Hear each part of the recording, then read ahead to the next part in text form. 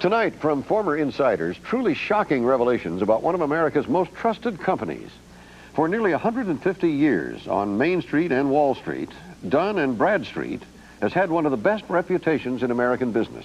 But in Dun Bradstreet's business, a reputation for integrity is more than just icing on the cake.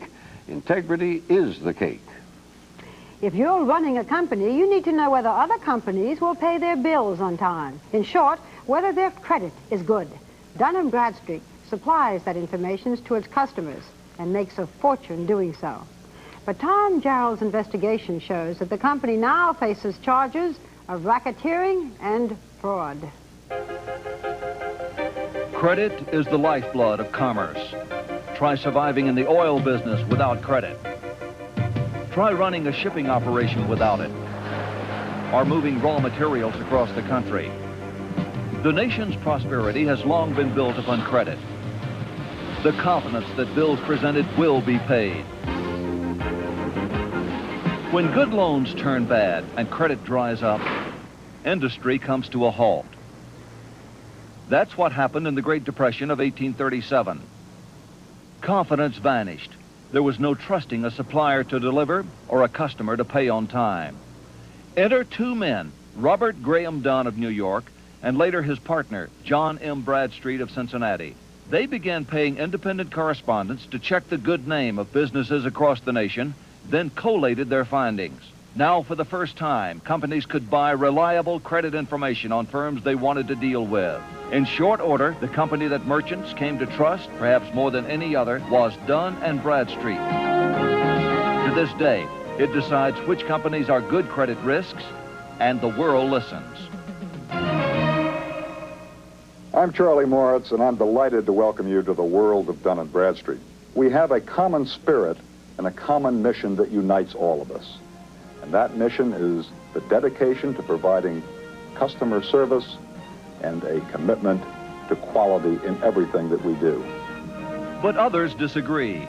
The way they see it, the world of Dun Bradstreet is riddled with deception.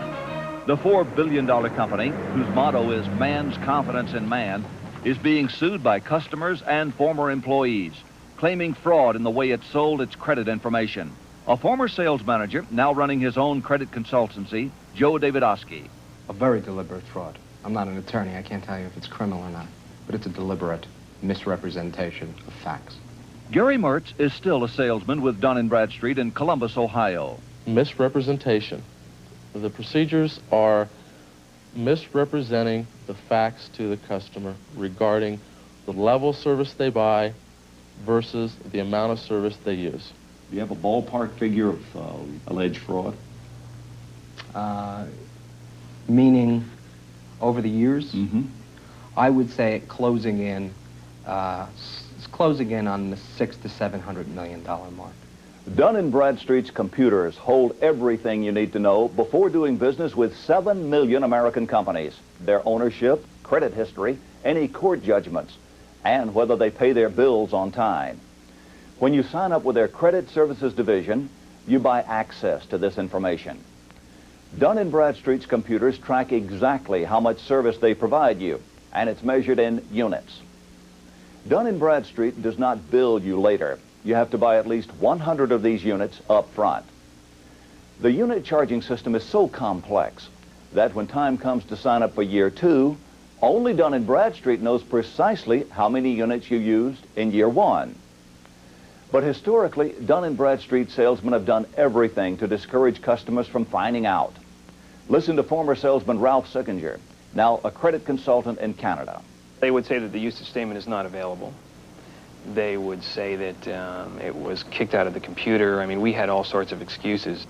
So buying blind and trusting Dun Bradstreet, many customers would sign up year after year for massive amounts of units they didn't need, and that wasn't the half of it.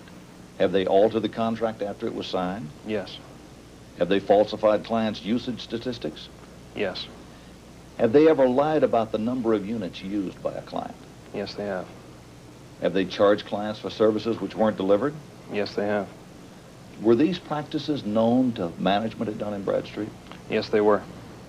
How can you go in and lie to an individual Meet like that Bill Lewis, fired in 1989, A year earlier, he had been a rising star with Dun Bradstreet, assigned to Cincinnati. When you walk into an office, you represent what some customers term as the god of credit.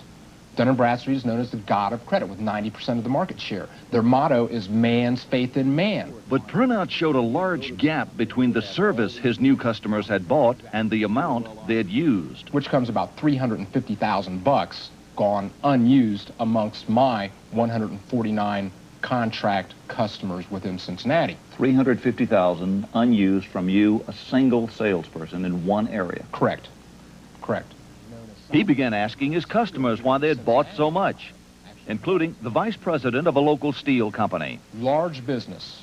This is a man that knows how to run a business. I showed him 5 years of what he had purchased versus what he had used.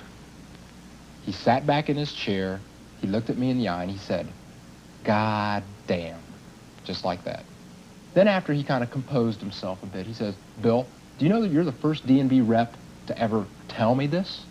Night times, Bill started writing his managers. He read us some of his letters. R.E., another case of fraud and misrepresentation in this district. Per our numerous the usage statement. Therefore, most of my accounts have no idea of what they actually used. I told the customer the truth. They apparently have been misled or lied to. I'm not sure which phrase is appropriate. Finally, on October 20th last year, he wrote Charlie Moritz, chairman of Dun Bradstreet. "I have witnessed massive fraud and deception in my district, and I believe it is prevalent throughout the United States." I was brought up to go to the man in charge when things are wrong, and when your manager won't listen to you, when your manager's manager won't listen to you, when 4 levels up from you say that this is not going on, and you have 50 customers out there telling you, "I didn't know this." There's got to be someone in the corporation that wants to know that they have, let's say, 40% of my customer base that is being ripped off. The question arises, what does management know and when did they know it? Consider the following. Point 1. For years, Dun Bradstreet's own computers have shown that customers, including the nation's largest corporations, have unwittingly paid millions for services they never used. Top management of the Credit Services Division received detailed reports of this underusage every month. Yet nobody asked customers why they were wasting so much money. Point 2. Recent sworn testimony from a former assistant vice president states that George Feeney, currently a senior vice president of Dun Bradstreet Corporation, frequently acknowledged dishonest sales practices back in 1985. Point 3. In 1987, an anonymous Dun Bradstreet salesman wrote Philadelphia customers alleging fraud. As a result, many were quietly refunded tens of thousands in overcharges. Point 4. In 1988, Credit Services Executive Vice President William Back was warned by Gary Mertz and Joe Davidowski of massive overselling. I said, "Bill, look at this record, and this record. Then call the customers. Ask them what they think. Who better to judge whether you're defrauded or not than the person who was defrauded?" Did he do that, do you know? No, not a single customer was called. Davidowski, who was later fired and is suing, and Gary Mertz took their charges to federal authorities in Cincinnati. A criminal investigation continues. Because I have a young child, there's a time in your life when you suddenly realize that you're grown up and that you are making the world what it is. And Gary and I decided that this was an intolerable condition. So we took the stand. We're in a fight. I started thinking about when my son starts asking me questions about what I do, you know, and how I do it, and how do I make money. And telling him what is right and wrong, and trying to build good moral character in him. I just felt that I could no longer live the lie. Among Davidowski's souvenirs, a corporate statue he won as a top salesman in 1987. With Bill Lewis, he now advises companies on possible Dun Bradstreet overcharges. Mertz remains with Dun Bradstreet. In Cincinnati, their disclosures brought outrage against Dun Bradstreet within the business community. As the word spread, civil suits were filed in federal court alleging securities law violations, racketeering, and sales fraud. Stockholders have filed suit in New York, and just last week, 5 more corporations weighed in with customer fraud charges in New Jersey, seeking triple damages. But small companies rarely have the resources to take on a $4 billion corporation. Companies like All Points Cable of Rahway, New Jersey, owned by Vic Dario, 20 years in business with 10 employees.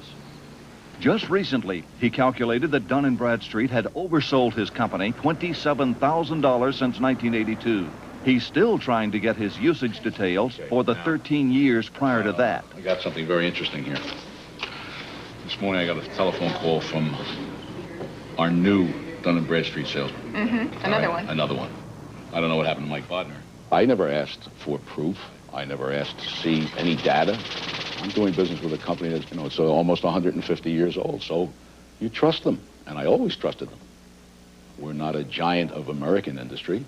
We're just a small company who can't afford to be overcharged $27,000. My trust in this very, very prestigious organization has been violated, and I don't like the feeling at all. Vic Dario's outspokenness has not been matched by any of the captains of American industry. As of this morning, more than 300 customers had complained to Dun Bradstreet of overselling or deceptive sales practices. And these customers came from only 5 areas: Cincinnati, Birmingham, Greensboro, Philadelphia, and Los Angeles. So far, settling just 25 of these complaints has cost Dun Bradstreet more than $1 million. Not one customer publicly cried foul. Across the United States and Canada, other companies many times larger than All Points Cable with its 10 employees have uttered not a word of criticism on the ethics of Dun Bradstreet. They've simply cut deals for restitution and signed agreements to keep quiet about it, obscuring the true dimensions of this scandal and underlying the fact of Dun Bradstreet's market monopoly. The chairman of Dun Bradstreet Corporation, Charlie Moritz, declined to be interviewed, but did send us this taped statement. I'm Charlie Moritz. It's a sad fact that some of our customers have been lied to by some credit services salespeople. Although the number of these incidents appears limited and people who lie are fired, that does not excuse the wrongdoing or lessen the damage to the customers involved. As head of the Dun Bradstreet Corporation, the responsibility is mine. I apologize to our customers. Today, we send every customer information about how much service they are using. Dun Bradstreet does not have, nor has it ever had, a policy to deceive customers. That last point about not deceiving customers was made earlier by Charlie Moritz in a March 8th letter to his stockholders. I read the letter to Ralph Sickinger, fired by Dun Bradstreet in 1987 for insubordination. Your company has never directed, encouraged, or condoned unethical or illegal conduct on the part of any of its employees. You were an employee. Does he know what's going on, or is this an information gap within a large corporation? Well, he's either incredibly naive or he's lying. I've got documentations galore that will prove that that what he is saying is not true. I was shown how to oversell my clients by the national training manager, by my direct manager, the district manager, and by his manager, the zone manager. That same letter denying unethical conduct drove another former salesman, Bob Wynn, who quit in 1979, to break a 10-year silence. It's the biggest load of crap I have ever read in my entire life. That's why I've agreed to do this. It is universal within that company. It always has been. It's been that way since, I can assure you, that I know of since the 1940s. And it has to be stopped. You use terms such as you're ahead of last year's pace. I don't think you're going to run out.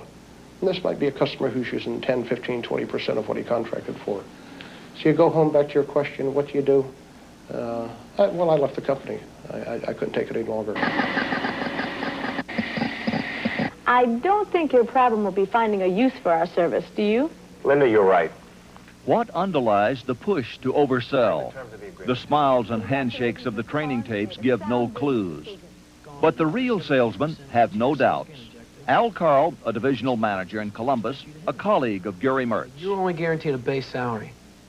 So that, in effect, if I was over by $10,000 over my quota in January and I got paid commissions on that, and now I go down by $10,000 in February, by company policy, they can take that money that they paid me in commission back out of my next check.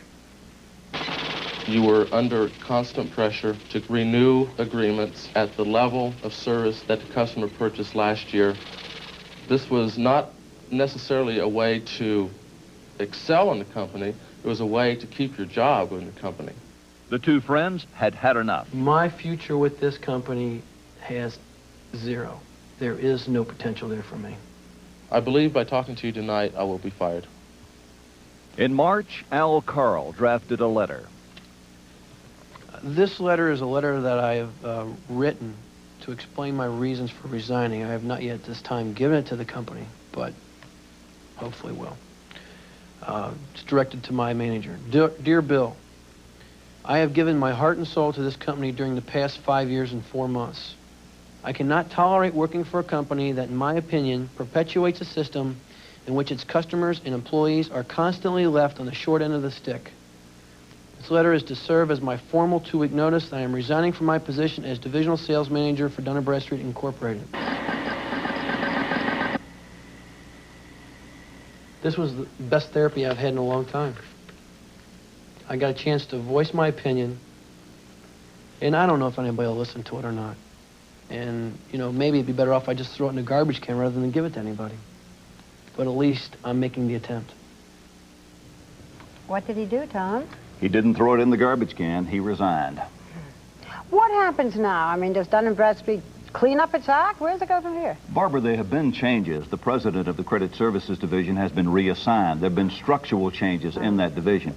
But we don't know if these are actual reforms or if overselling might still be going on.